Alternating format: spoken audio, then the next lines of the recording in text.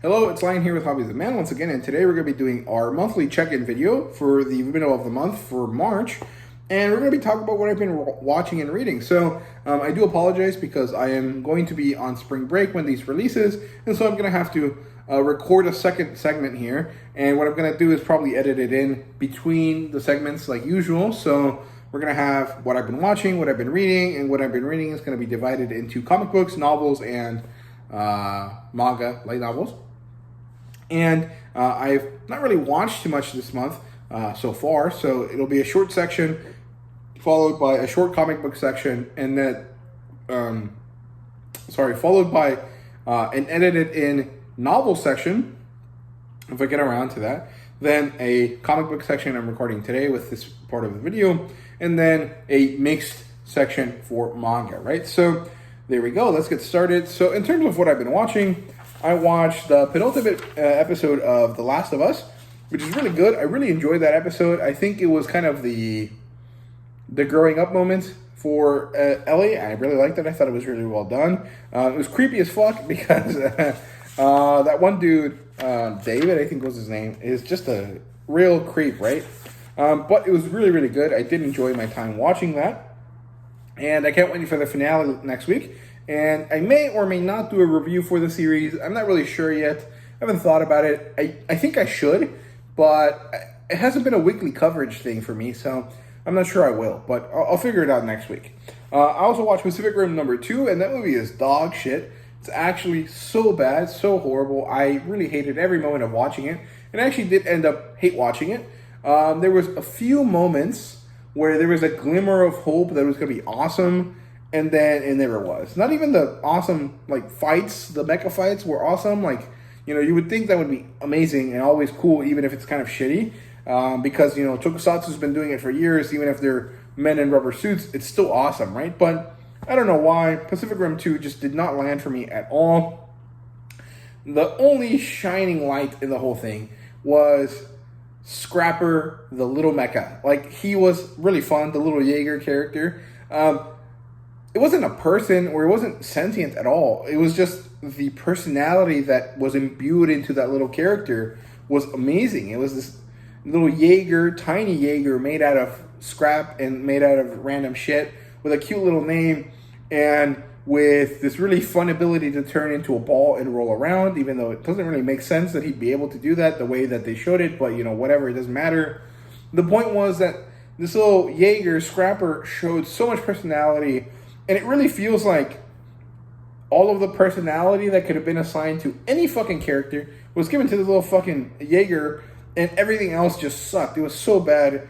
Whoever, directed this basically shit on everything that Guillermo del Toro did, and ruined the story at all. It was just so bad.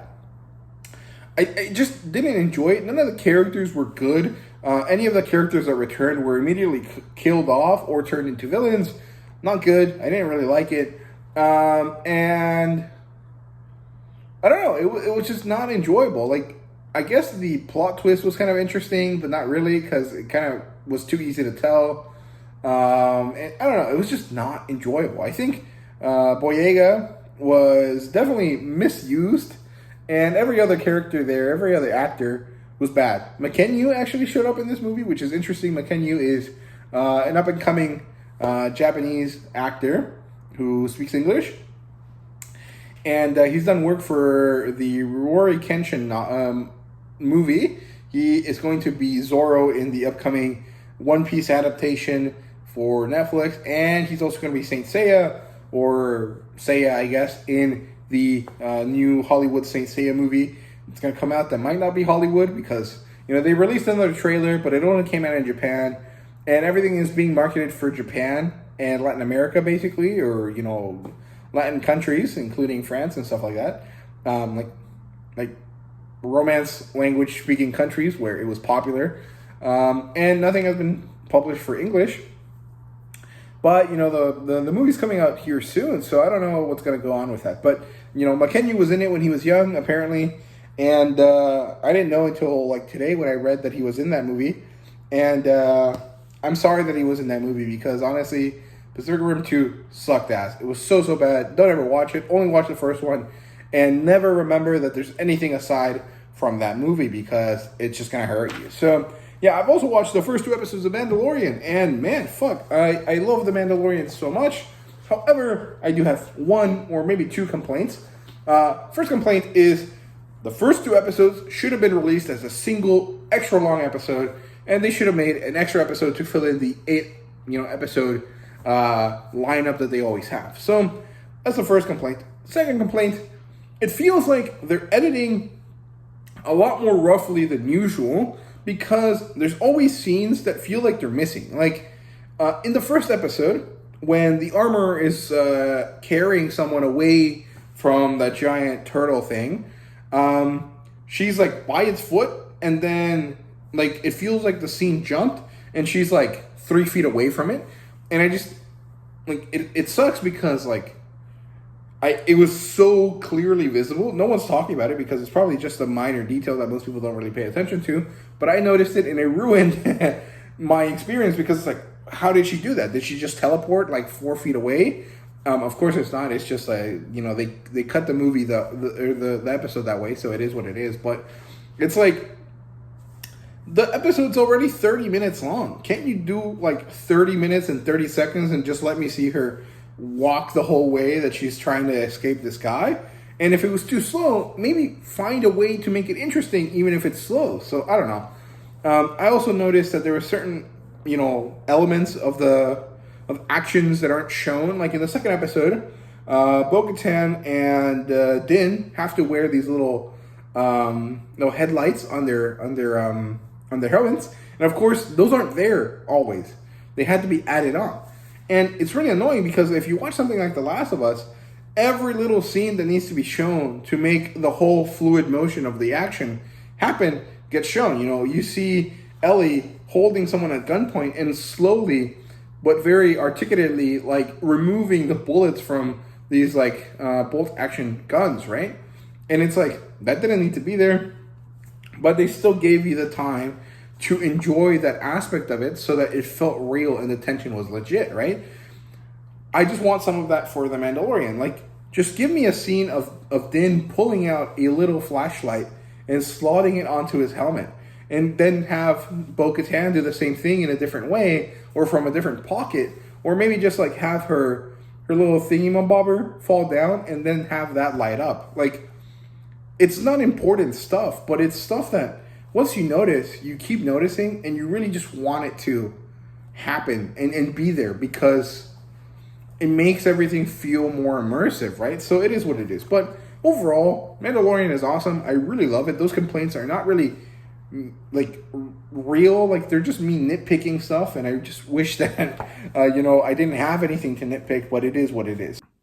Okay, so other than everything I've mentioned already, I also ended up watching Entrevías Season 2, or I think it's called Wrong Side of the Tracks in English. And this is a pretty interesting series. It's a Spanish-based series, and it's about this barrio, or like, I guess this borough, or maybe a proper term would be like this region of a city. I think it's actually supposed to be the main city in Spain, called Entrevías, or Between the Tracks, right? And it's a drama series. I don't think I mentioned it on the channel before when I watched it last year, but it's pretty good. It basically deals with the main character, Tirso, who is this old, grumpy-ass man. And of course, because he's an old guy, he has a lot of prejudices and issues. And because he's from Spain, and his city, or his region of the city is now kind of like a lower-end area. There's a lot of Latin American immigrants and stuff like that coming in. And he's having issues with this, right? Of course, the thing is that it's not really the Latin American immigrants he has issues with, even though that's who he kind of blames. It's actually this huge rise of drug dealing and stuff like that in his city, right? And so he's supposed to be some sort of war vet, and he has 2 buddies, and then he has a granddaughter who's adopted, who's like a Asian in origin. And she moves in with him because she doesn't want to live with her mom or something. And then she also moves in with him because she's dating this Latin American guy from Colombia. Problem is that he's friends with all of the gang members that that are causing issues for Tirso. And so he tries to tell her not to date this guy. They still do. And then there's a bunch of problems that happen. And then, you know, they get embroiled in the drug dealing kind of issue. And that was kind of more or less season 1. Season 1 ended pretty badly for Tirso, his granddaughter, and a few other people. And, you know, season 2 now focuses on, okay, how do we deal with all of these issues now? And then kind of developing the story in a different way, because now it's not about going after the drug dealers, but going after the guy that's financing the drug dealers, who happens to be some sort of upstanding member of society with a lot of money. And it's a lot of interesting issues there. And Tirso kind of develops away from his prejudiced way. He has to deal with the fact that one of his daughters actually was lesbian the whole time, and she just couldn't deal with it. And so she, you know, finally comes out, starts dating this woman, and then, you know, he actually doesn't really seem to have a problem with this at all in most cases. He mostly just has like an antiquated way of looking at things. And then he has to deal with the fact that, you know, the guy that they're trying to find also happened to cause some issues for his granddaughter, very severe issues, like sexual violence type issues. And he's looking for this guy, and there's a whole lot of crazy stuff going on. It's a very good drama series. Honestly, if it was a long-running show, it'd be called a telenovela or a soap opera. But because it's a short series, it's just a drama series. But it's very good. It kind of is poignant about certain things, like, you know, for a Spanish-speaking audience, it's poignant. For Americans, it might not be. But it's a lot about the internalized kind of like racism that, you know, Latin Americans and people from Latin-speaking countries have for each other. And, you know, the changing of the ways, you know, how, you know, it's particularly in Spain, there's an influx of immigrants, and the Spaniards can't really deal with it because they've never had this happen to them before, like in this way. And, you know, they're kind of getting pushed to the side. And, you know, these other people are coming in, and, you know, just like financial struggles that everyone in Spain deals with and stuff like that. And it's really, really good. It's pretty enjoyable. It's a very good drama series. I definitely recommend it if you guys are willing to watch it. Honestly, I would say watch it in Spanish with subtitles. But I understand that sometimes it doesn't work for anyone, so watch it the way you want. But I definitely recommend you guys watch it. You know, it's not going to be as high-octane action as like something like Money Heist, but it's going to have a lot of interesting stuff going on there. So, yeah, that's it for what I've been watching. So, that's all there is for that. Let's move on to novels. And currently, at this time, I don't have anything read for novels yet. So, hopefully, I will have a section slotted in right here soon. Okay, moving on to novels. I think I had mentioned that I was going to insert this in, so I haven't really read too much, but I did start reading Soul Leveling number 6, and it's pretty good. I'm only about 25 pages in, and it's pretty good. I'm really interested in what's going on. Basically, Jinwoo has finally managed to get to Japan, and he's hunting down these giant things that he's fighting against, and it's kind of going really fast, actually, and he's leveling up really well, and he's really excited about this, and things are turning around for Japan. And that's really all there is to it so far, because I haven't really read too much. So there you go. That's it for the novels. So yeah, let's move on to the comic books now. And I've only read 5 single issues, so here we are with Taurus. I'm not going to pick up the rest of this. First of all, this is a great cover. I love it. It, you know, represents Taurus beautifully. She has red-hued skin. She has this very kind of skimpy outfit because on Mars they're all kind of nudists. However, the inside of this graphic issue or graphic novel issue looks fucking atrocious. It is so disgustingly bad. Like, the story's all right. It's pretty generic space fantasy stuff. I don't really have an issue with that. It's comic books. I'm not going to expect great stories out of Western comic books because I know they're not going to be there for the vast majority of the time. And honestly, this is more or less just a cash grab on, you know, this specific character that a lot of people know that sells because it has really wonderful covers, because this character is naturally skimpy, and so no one's going to tell them, you know, shitty woke stuff on Twitter, and no one's going to be complaining about it. But the art inside is fucking bad. It looks like Tumblr shit. It's so ugly. The colors are interesting because it's like cool. Or it's like, oh, it's an alien world. Let's use bright, funky colors. That works. But what doesn't work is the art style is so bad, and then the colors are so flat. So nothing feels three-dimensional, and it's just so garbage, man. Like, I paid $4 for this. I expect it to be at least visually appealing on the inside, and it's not even that. Like, I don't mind the story not being that great because it is what it is. It's probably going to be a 5-issue miniseries. It's not going to be amazing. You're not going to have time to make anything super good in 5 issues, but at least make it look good, right? And I'm really, really sad. I don't know why. Initially, when I read it, I was like, okay, whatever. And then I got angry, and I kept thinking about it, and I kept getting angrier because it's like, dude, Deja Torres and John Carter and you know, all of these Edgar Rice Burroughs series have always had amazing art tied to them, whether it's Frank Frazetta, Joe Jusko, Boris Vallejo. And I'm not saying they have to be that level of amazing, because obviously that doesn't work for a comic book. You can't have these illustrations that take, you know, months and maybe even years to do for a comic book that comes out once a month. Like, I understand that that's not feasible, but at least don't give me this like shitty Tumblr art that's not even anatomically correct for anyone, that looks like the characters are gonna fucking die because their legs are so fucking crippled that it doesn't make sense the way they're walking. Like, I don't know, I'm just really angry because I was looking forward to something at least mildly enjoyable, and I got something rather shitty and boring, and not not even like nothing about this was you know, remarkable or even good except for the cover. And that's not good enough. Like, that is so bad. I don't know. I'm very unhappy with this. And I don't know why I'm so heated about it, because usually I don't really care. But I think it's because it's a Deja Torres thing or like an Edgar Rice Burroughs thing. It is what it is. Moving on to a much better series, but not by much, is Barbarella. Actually, that's oxymoronic. It can't be much better and also not by much. So, whatever. Barbarella. Significantly better. The story is good. It picks up right at the end of the last Barbarella story. It's by the same author, so it kind of has that through line here. Really good stuff. However, they changed artist, and I'm kind of unhappy about that, because the previous artist was really, really good. They have this kind of semi-realistic, semi-not realistic kind of vibe to it that worked really, really well. And the one here is a lot more stylized, which kind of makes some things look even better. But generally speaking, it makes the non-human characters look really fucking weird, man. And it's just odd. Like, there's this like bunny, you know, character that's supposed to be some sort of like James Bond guy, and it just looks so like horrifying instead of interesting and suave and cool like it's supposed to be, and it's just not great.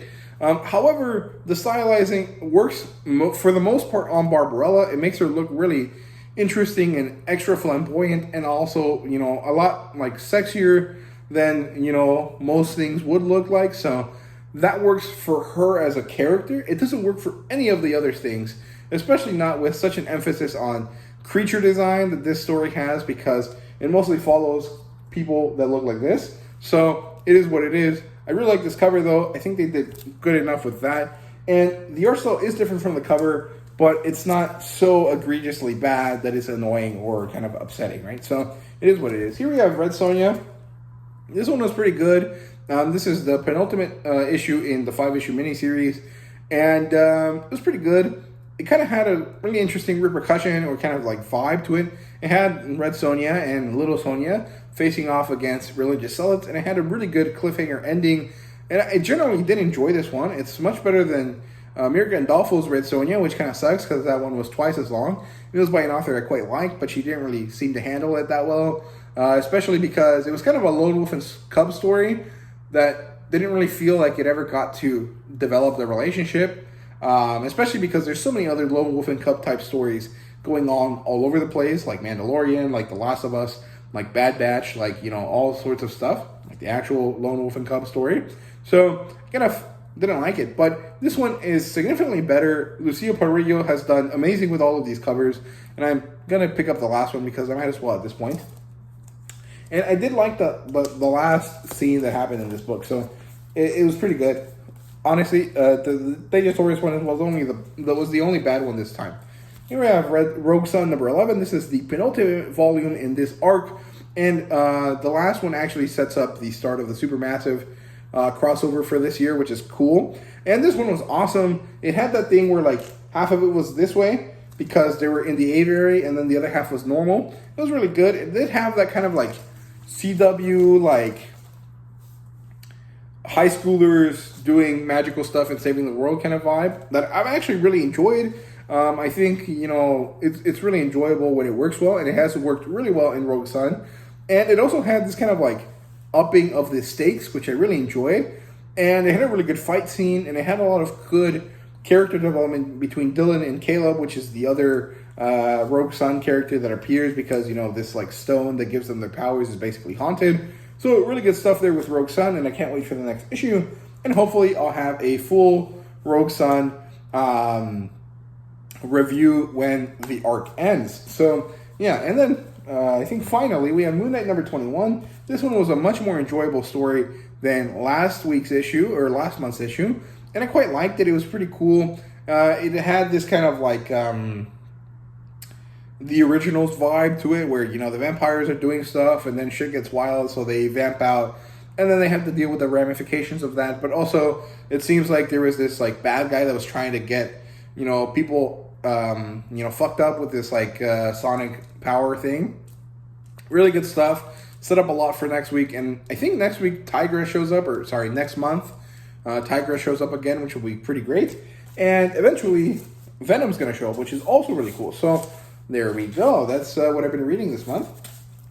And hopefully I'll get around to reading more comic books over spring break. So yeah, finally, let's get into the manga here. So I'm basically done reading all of the one-off manga that I have. All I have left is Dragon Ball, the Piccolo Saga, if I can get there, Blue Lock 4 through 10, which is digital, and Haikyuu 72 through 96, chapter-wise, which is the Tokyo Expedition arc. So hopefully I'll get around to reading those during spring break, and if I do, I'll have reviews out for them as soon as possible. So yeah, let me run down through all of the digital stuff that I've read, and then I'll show you the physical stuff. So I read Ace of Diamond number 1. Awesome, really good stuff. I really did enjoy it a lot.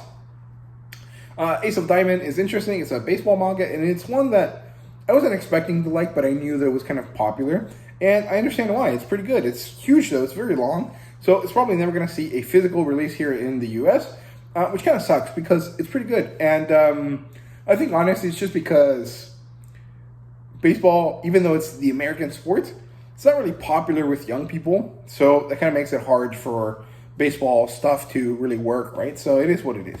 And I read Harukana Receive number 1, and this one was good. It's not as good as Haikyuu. You know, I'm comparing them because they're both volleyball series, but they're completely different volleyball series. I even mentioned in my first impressions review not to compare them because they're so different, but there has to be some kind of common ground, and Haikyuu is the only other thing that I've read in that same vein. But this is more of a cute girls do cute things in high school kind of thing. It just happens that the thing that they're doing is beach volleyball, and it ends up with them in, you know, cute, skimpy outfits, and it works out really well.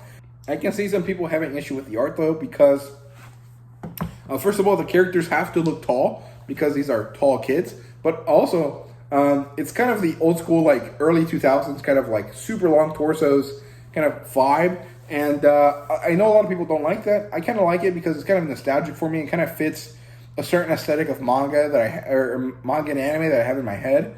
That works really well for me, but it might not work for a lot of people, so, you know, keep that in mind. But it's pretty cute. I did enjoy it. And then let's move on to all the physical stuff. So the other sports manga that I read, actually the manhwa, it's The Boxer. This one was insanely good. Like, it's actually kind of crazy how enjoyable it was because there wasn't really much boxing going on. Like, there was a lot of fighting, but it was mostly like street brawls. But it was mostly like the characterization. Like, there's these 3 characters, right? Well, there's like 5 characters. One of them is Coach K, who is an old guy looking for a young person to train so that he can kind of go off on a high note and kind of end his career that way. And he meets, you know, 2 different guys, and then there's also this 3rd guy that's kind of going to become a rival for them or something. So we have Baksan, or Baek-san. I don't know how to say his name, but he's this kind of natural, God-given talent type kid who happens to be very good and has this very fluid style to him. He's kind of a very free-moving person. Initially, he kind of gives you this like Luffy vibe, or this kind of like Sun Wukong type vibe, you know, from all of the different characters that are kind of embodied this character before, like Goku, like the dude from God of High School, like Luffy, all of these types of like Hanuman, Journey to the West kind of monkey god kind of characters. But then he turns out to be kind of a shitty person, which actually might be more in line with the original Journey to the West type of character that, you know, Son Goku is. Instead of the, like, more modern good guy type that we kind of see from, like, Goku and stuff. So it is what it is. But he's kind of like that. And then you have this dude who's like this empty void. He's this monster in human skin. Someone that just kind of likes to get hit. Or maybe doesn't like it, but doesn't feel the need to respond because he's just that much better than everyone else. Or he's that much more powerful. And so it's like Mihawk versus Zoro, right? He uses a tiny knife because there's no point in fighting Zoro with his sword because he's going to defeat him immediately, right? It's going to have the same vibe. It's this dude that causes Coach K and actually Boxout to feel fear for the first time in their lives because it's like, this guy is not afraid of me. This guy is so much more powerful mentally than everyone else around him. And then there's this guy, his name is Injan. I think he's my favorite character because he's this like loser kid, but his dad's a boxer and his dad taught him stuff. And eventually this kid has this moment of like, you know, Steve Rogers type, I can do this all day type things. And it's just awesome. It's really, really good. And I really like this character a lot. And I think he's going to be very, very good. Also, the art style is pretty interesting. And it's very clear what happens every time a punch is thrown. And I think that's really great because sometimes action series are not good at actually making sure that you can track the action, right? So I really enjoyed that about the Boxer. And we have Drifting Dragons number 12. This one finishes off the Vanny Arena type thing story and then gives you a look at what everyone else has been doing while Vanny and the main kind of cast has been, you know, helping out at Arena. And it was really, really good. I really enjoyed it. It was really fun. And there's also this like element of romance here between a shipwright lady and one of the guys that works in the engine room, which I really liked. I thought it was really fun. And also really good, you know, different recipes that I really liked. So there you go. That's Drifting Dragons number 12. We have Loser Ranger number 3. You know, initially I thought Go-Go Loser Ranger was a good title, but the more I think about it, Ranger Reject was a much better title, and I really hope that, you know, or I really wish that they had chosen that one. You know, it is what it is. This ended up on a very good cliffhanger, and I'm pretty excited about it, so I'll have to see how that goes. I do want to check if there's actually a arc list for this, because I feel like I've already gone into a second or even third arc, and I really want to review these by arc because that's just the easiest and most effective way of reviewing manga, in my opinion, but it is what it is. So, yeah, this one was good, and I love the black. However, I really wish that it was Fighter D in his actual version instead of this, like, human character. We have Chain Soldier number 3. Really good stuff. This finishes up the second arc in the story, which I will have reviewed by then, by the time this comes out. So enjoy that video if you're interested. And it also starts the third arc, and it shows us a bunch of new monster people that are, of course, going to be significant characters going forward. I'm pretty excited about that. Also, there's a lot of good ecchi hijinks going on here, so if you're not, you know, willing to stomach that, don't read the series at all. It's not going to be for you because, you know, the mangaka in the first author's note of the story was like, I set out to create this erotic action series, and that's exactly what it's been doing. And if you're not interested in that, it's not going to be for you. So, you know, be aware of that. Then you have Grass Ross number 2. And this one was really, really good, actually. So, there's not a lot of text in this because it's mostly like, you know, about what's going on around the characters and this kind of like crazy passion for fighting that this character imbues when he's angry. And it was really, really good. So in the first volume, this mammoth attacks Aku's village, and of course everyone dies. In this volume, we start at the end of that, where Aku realizes everyone has died except for his buddy Ippen, and so they run. And then something happens, Aku and Ippen got separated, and Aku ends up, you know, somewhere, and he doesn't know how to do anything except hunt. So he eventually finds a girl and her younger brother, and they help each other, and he hunts for her, and she leads them to water and stuff like that. And then eventually they join a different new tribe that's run by young people, and actually basically anyone that's too old to be joining with the young people has been turned into a slave. So they revolt against this because it's horrifying, right? They're good people. They're not going to let that slide. But then stuff happens, and Aku loses control, and he loses so much control that it might have been that he even killed the girl that he was in love with that happened to be the girl that helped him, and her younger brother kind of vows revenge. Then we skip a few years and shit happens, and I'm not really sure how it goes, but it ended on a very good spot, and I really enjoyed this volume a lot. And we have Komi Can't Communicate number 23. Everyone that says Komi just spins its wheels and never gets anywhere, fuck you. I mean, you're right, but fuck you, because everything happens here, and it's really, really good. And I love this, bit of the cover, but also it's part of the manga. It's a scene in the manga that's just a bunch of panels like this, like full-page panels, and it looks so good. And it was so amazing, and it was a really good story arc. And I really enjoyed everything that happened here. We finally got some development about Komi and Tadano, and we kind of move on from that, and it's really good, and I'm curious to see what happens next. And honestly, I'm curious to see when Komi ends, because they're still in second year right now. There's one more year left, and I don't know if it's going to be able to go that long, right? But overall, really enjoyed that volume of Komi Can't Communicate. Then we have Green Blood number 1, and this is really, really interesting, actually. So I really enjoy Masumi Kakisaki's work to begin with. I really enjoy his art style. But his storytelling can be hit or miss. Generally speaking, I do think it's a hit. But, sometimes, things don't go the way that they're supposed to. Or you feel like something moves too fast. And, stuff like that. Here, I feel like it moved at the right pace. I just don't know where it's headed. Because it's supposed to be a Western story. But they're still in Manhattan at this point in the story. However, the ending is really, really good and really interesting. And it has, of course, huge ramifications for the main character and his younger brother in this story. So I'm curious to see where it goes. But I really enjoyed it. The art was great. The styling of the story was really good. It kind of had this like mobster, gangster type vibe to it. With this kind of like Western aesthetic. That is just supposed to be like mid-19th centuries kind of America.